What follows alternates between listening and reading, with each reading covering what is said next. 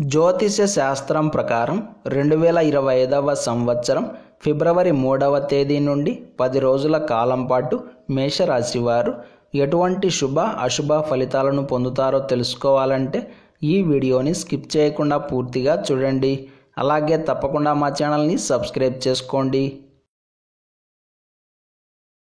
రాబోయే 10 రోజుల కాలం పాటు మేషరాశి వారికి 1-2 గ్రహాలు మినహా మిగిలినవన్నీ అద్భుతంగా యోగిస్తున్నాయి. చంద్రుడి నుండి గురువు వరకు అందరూ బ్రహ్మాండంగా కలిసి వస్తున్నారు. ఒక్క మాటలో చెప్పాలంటే ఈసారి అదృష్టాన్నంతా మీరే మూటగట్టుకున్నారు. ఇందులో మాత్రం ఎలాంటి డౌట్ లేదు. శుక్రుడు మీకు వ్యయంలో సంచారం చేస్తున్నాడు. ఇతని వలన ఆదాయ మార్గాలు మెండుగా పెరుగుతాయి. సంపాదన వృద్ధి చేసుకోవడానికి మీరు చేసే ప్రయత్నాలు తప్పకుండా ఫలిస్తాయి. 2-3 విధాలుగా ఆదాయాన్ని పొందడానికి ఇది అనుకూలమైన సమయం అవుతుంది. డబ్బు ఎప్పుడు అవసరమైనా అప్పటికప్పుడు మీకు సమకూరే అవకాశం ఉంటుంది. శుభకార్యాలు తలపెట్టాలి అనుకునే వారికి చాలా అనుకూలమైన కాలం అనే చెప్పాలి. ఉద్యోగపరంగా పై అధికారులతో కానీ సహోద్యోగులతో కానీ గొడవలు వచ్చే ఛాన్స్ ఉంది కాబట్టి కొద్దిగా జాగ్రత్తగా ఉండడం మంచిది.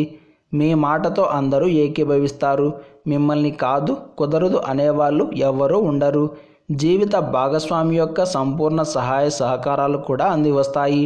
అందం పెంచుకోవడానికి కొన్ని ప్రొడక్ట్స్ని ఉపయోగిస్తారు. ఇంట్లో ఉండే వస్తువులను మార్పు చేసుకోవడానికి కొత్త వాటిని కొనుగోలు చేయడానికి అవకాశాలు ఎక్కువగా ఉన్నాయి. దూర ప్రాంత ప్రయాణాలు సానుకూలపడతాయి. దీర్ఘకాలిక అనారోగ్య సమస్యల నుండి ఊరట లభిస్తుంది. శ్రమకు తగిన ప్రతిఫలం కూడా ఉంటుంది. కొత్త పరిచయాలు కూడా ఏర్పడతాయి.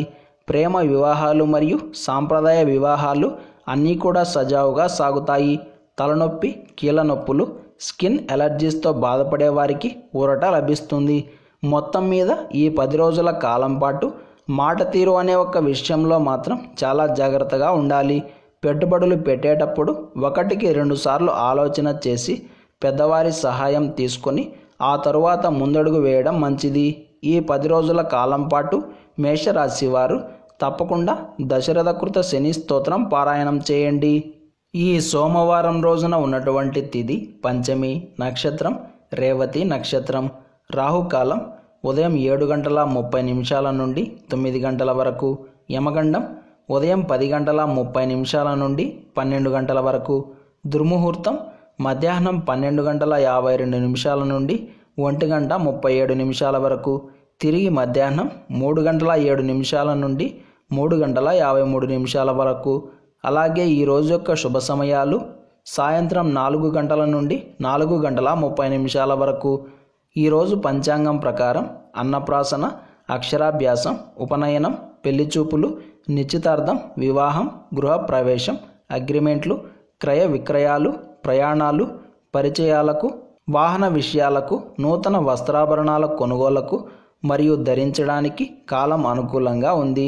ఈ రోజంతా శుభప్రదంగా సాగడానికి, చేయాల్సిన పనులు సకాలంలో పూర్తి కావడానికి, అదేవిధంగా విజయం పొందడానికి ఉదయం నిద్రలేచి స్నానం ఆచరించిన తరువాత మీకు దగ్గరలో ఉన్న శివాలయానికి వెళ్ళి స్వామివారికి నమస్కారం చేసుకొని తీర్థ ప్రసాదాలు స్వీకరించిన తరువాత దినచర్యను ప్రారంభం చేస్తే అంతా శుభమే కలుగుతుంది.